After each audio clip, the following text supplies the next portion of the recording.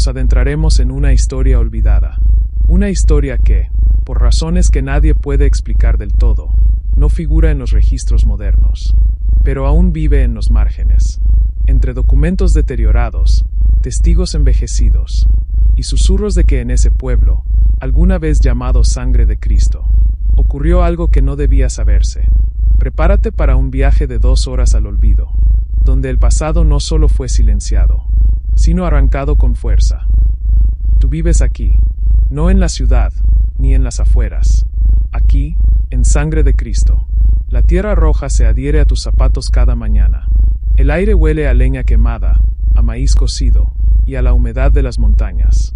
Cada día, al salir el sol, cargas agua desde el pozo comunal. Cada tarde, escuchas la misma campana resonar en la pequeña iglesia. 3 campanadas largas para llamar al rezo, 2 cortas para anunciar el fin del día. Es un ritmo simple, pero implacable. No hay hospital, solo un curandero. No hay electricidad estable, solo lámparas de aceite y generadores que fallan. Tu comida depende de la cosecha, y de lo que no se lleve el viento o los lobos. El silencio aquí pesa, y cuando cae la noche, no hay faroles. Solo la luz opaca de una luna llena, que parece observar más de lo que alumbra. Aquí, cada persona conoce a la otra, y todos conocen las reglas que no están escritas. Por ejemplo, no mires directamente a los ojos del padre Joaquín si te invita a confesar a medianoche. No recojas objetos del bosque. Y bajo ninguna circunstancia, no hables de la cruz de piedra partida al norte del pueblo. La vida aquí no es solo rural. Es otra cosa. Una mezcla de rutina y algo más. Algo que sientes en la nuca. Algo que, a veces, hace que tu perro no quiera entrar a la casa. Algo que habita los sueños de los niños y hace llorar a las ancianas mientras rezan. Te acostumbras, porque aquí, lo extraño no se comenta, solo se respeta. Corría el año 1983 cuando llegó un hombre distinto. No era del pueblo, tampoco era un turista, era un topógrafo joven, contratado por una empresa minera interesada en explorar la zona. Se llamaba Luis Carranza.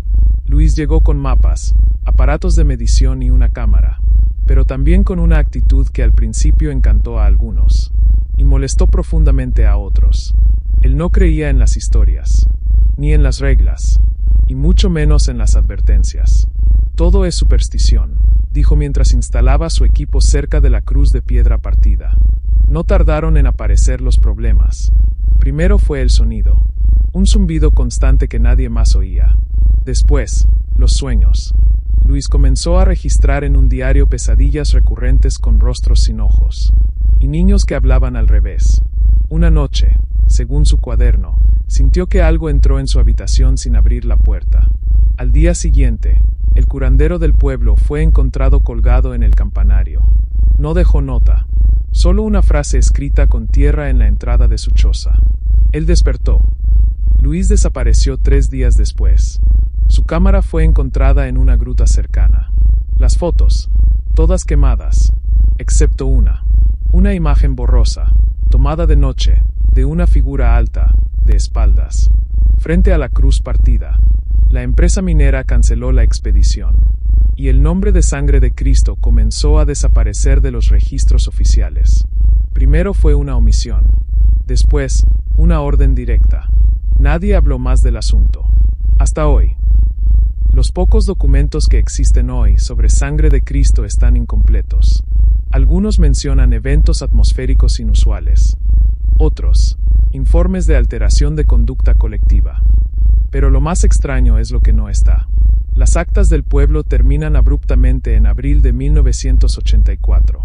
No hay más partidas de nacimiento, ni de defunción, ni ventas de terrenos, ni reportes escolares, como si el pueblo hubiese dejado de existir. Sin embargo, algunas grabaciones de radio de onda corta revelan transmisiones desde la zona. Mensajes breves, repetitivos, en frecuencias no registradas. Una de ellas dice: sigue bajo el suelo, no lo mires, no lo nombres. Una expedición clandestina en 1999 afirmó encontrar una iglesia hundida bajo la tierra. El altar estaba inclinado. El piso, cubierto de símbolos tallados que no correspondían a ningún idioma conocido. Uno de los exploradores murió al regresar. El otro fue internado en una clínica psiquiátrica. Se negó a hablar. Solo repetía una frase. Él sigue rezando en la oscuridad. Algunos investigadores afirman que Sangre de Cristo es uno de los llamados pueblos silenciosos, sitios donde ocurrió una alteración espaciotemporal. Otros creen que fue un experimento social fallido del gobierno. Pero una teoría más inquietante aún circula en círculos ocultistas, que Sangre de Cristo era un punto de anclaje espiritual, una especie de sello, y que al ser perturbado, algo fue liberado. Hoy, al buscar el nombre en Google Maps, simplemente no aparece. Pero si viajas lo suficiente por ciertas rutas secundarias, si confías en mapas viejos, y sigues las indicaciones de los más ancianos, tal vez, solo tal vez, encuentres un desvío sin señalizar, y al fondo de un valle silencioso, veas los restos de una cruz de piedra, quebrada. ¿Quiénes fueron los verdaderos fundadores de Sangre de Cristo? Un antiguo códice jesuita sugiere que en el siglo XVII, ciertos pueblos fueron establecidos no solo como misiones religiosas, sino como sellos de contención espiritual, zonas elegidas por su geografía, su campo electromagnético, y sus leyendas indígenas previas. Sangre de Cristo podría haber sido uno de ellos. Los fundadores no eran colonos comunes. Los primeros sacerdotes del pueblo no aparecen en los registros eclesiásticos normales. Y en una carta fechada en 1693, el obispo de Puebla escribió: "Las voces bajo tierra no cesan, pero la cruz aguanta".